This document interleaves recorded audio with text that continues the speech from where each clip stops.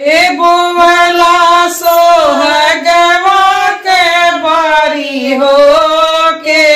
ना गोड़ला के ना देला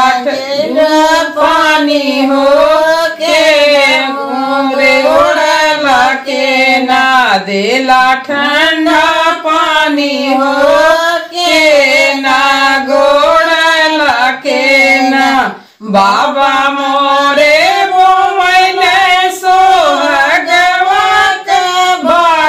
हो भैया गोड़न भौजी देनी ठंडा पानी हो भैया गोड़न भौजी उपजल सोहाग बाबा नारी देला हो नयावा मजूर बाबा काटहू सोहाग हो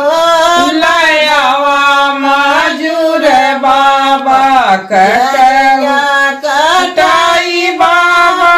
गजवा गजवा हो पलाई कटाई बाबा धर खरिहान हो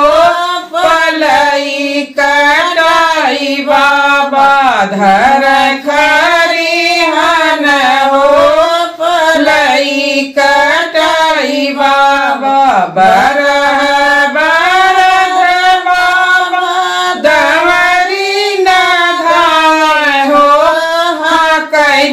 दुल्हनी देई लट छितराई हो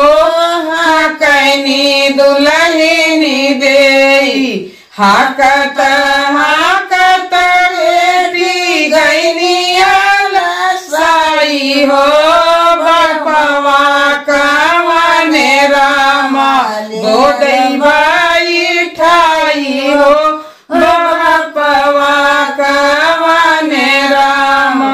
सबके मदेवा पति पुरिया बेन हो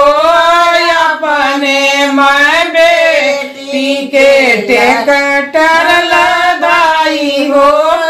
अपने मैं बेटी के टेकटर